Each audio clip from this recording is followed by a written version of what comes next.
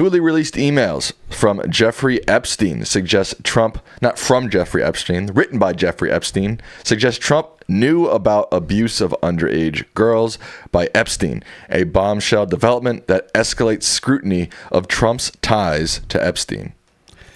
You know, these emails that have been released apparently are only a fraction of the total corpus of emails and other Epstein documents that apparently the Justice Department and the FBI have been sitting on. Most of these did not come from Justice or FBI, Sam. Do you know where they came from? Well, I know these were released by House Democrats. Yeah, but where did they get them in the first place? From the Epstein estate. Oh. Yeah, they had to go because of the stonewalling. Interesting. I'm going to give you an infamous quote from the late, not-so-great Richard Nixon. In the midst of the Watergate scandal, he said prophetically, "It is usually the cover-up that gets you even more than the act." Right.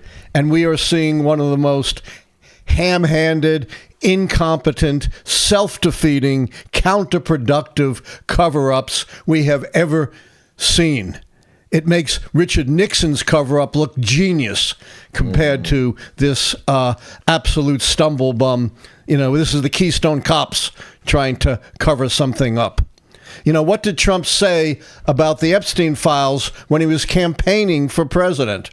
That he would release them? Yeah, he had no problem, although, as always, he backtracked a bit and said, you know, I care more about the JFK files. I don't want to hurt anybody. But basically, he committed to releasing them. Those JFK files and MLK files were bombshells, weren't they? Yeah. That's a joke. I know, I'm being it's sarcastic. A joke. What did Pam Bondi, the Attorney General, his hand-picked Trump loyalists say? They're sitting right on her desk. Right on her desk. She's ready to release them. Then the ridiculous cover-up begins. Right. Oh, no, I really didn't have these files on my desk. In fact, there are no such files. Yeah. And then Donald Trump, I don't know how many times he said it. Same thing he said about catastrophic climate change, right? It's all a hoax. It's all a Democratic hoax. Just like Russia's intervening in the 2016 election. That was all a hoax. Or Joe Biden winning in 2020. That was all a hoax. Well, it turns out it's not a hoax, and we're going to talk about the emails that have been released. But the cover-up doesn't stop there. Oh. Trump continues to berate members of his own party. Right. Right, calling them all kinds of names, you know, if they're going to vote to release the Epstein files. Apparently there's going to be a vote, Mike Johnson said, on the release next week. I almost don't buy it. I don't know. It's hard to believe. This is the first time Mike Johnson has actually stood up to Trump. But I think his hand was forced. You know, they had the discharge petition. It had a majority, 218 votes, and there really wasn't much he could do to stop it. So this makes him look good. Oh, you know, I'm being transparent. I'm calling for a vote. But he had no choice. I think Trump and the White House are trying to weasel their way into the House and some of the more loyal MAGA folks and convince them, I think, not to vote to release the files. Well, here's the thing. Oh. The cover-up continued. Right, right. Who did they meet with? The Attorney General, the head of the FBI. Who did they meet with? Lauren Boebert, I thought, too. Yes, one of the 4 Republicans who were essential to signing on to the petition.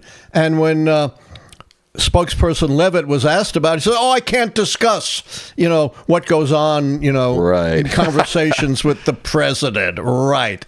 You know, as if anyone could believe she's a backbencher. She's not, you know, one of the great leaders of the House. Why would they call her in for this incredibly top-level meeting with law enforcement officials, if not to pressure her to withdraw her name from the discharge position? If you think otherwise, Sam, what have I got to sell you? Oh, quiet. You say that every day. So the cover-up continues. Right. And the problem is, did Nixon's cover-up work?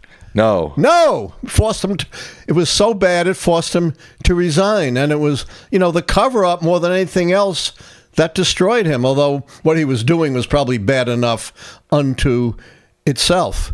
And this is the nightmare on Elm Street for Donald Trump. Epstein, even in death, is Donald Trump's Freddy Krueger. He can't escape him. He can huff and he can puff, but he is not going to blow this house down and suppress the information about Jeffrey Epstein that relates to Donald Trump. It's already a lot out there, and apparently there's a lot more to come. It's going to be very interesting. We already have reports that Republicans are breaking ranks for the first time since Donald Trump took office. It looks like, at least according to reporting, that a significant number of Republicans are going to break ranks and vote to release the Epstein material. That unto itself is a pretty important and astounding development, right, Sam? Yeah, I think, Republicans can weasel their way out of healthcare debates and climate change debates. It's hard to weasel yourself out of a child predator debate. It's pretty black and white. Yeah, exactly. And here's the irony. For years, contrary to all the evidence, what have Republicans been accusing the Democrats of? Being pedophiles. Being pedophiles. And of course they're not. None of that held water. And now they're entoiled in their own pedophilia scandal. And this, isn't like something complicated or difficult to understand like trade and tariffs. Right. As you said, this is clear cut. There is virtually nothing worse than sex trafficking underage women and exploiting them sexually. I'd like to add that, you talked a lot about the election and what Pam Bondi said recently. Trump has been on this Epstein stuff for 10 years plus now. He brought this onto himself. It seems finally there is some justice in this. Something that Trump lied and rambled about is finally coming back to bite him. Most of the time, he can lie and ramble on about stuff and get out of it.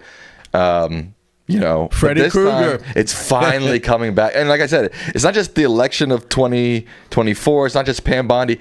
You find clips of him back in 2015 going on about Jeffrey Epstein, and it's coming back to bite him. I have to say, even though as horrific as the scandal is generally speaking, it does feel kind of righteous that finally some of Trump's BS is coming back to bite him.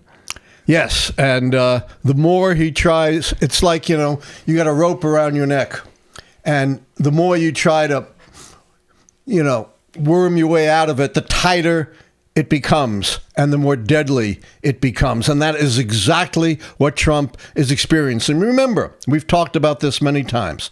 This is a guy who for more than 50 years has never been held accountable for anything. Right. And now he somehow believes, just like everything else, he's going to somehow slip out of that noose. Instead, the noose is getting tighter and tighter, and he looks worse and worse. And as you point out, it's not just the Democrats. What do you mean?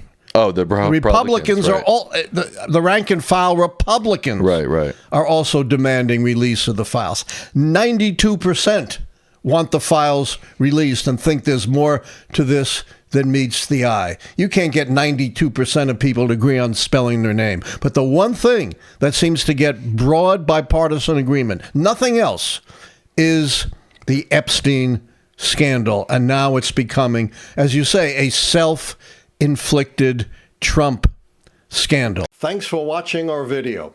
And don't forget to like, subscribe, and become a member today.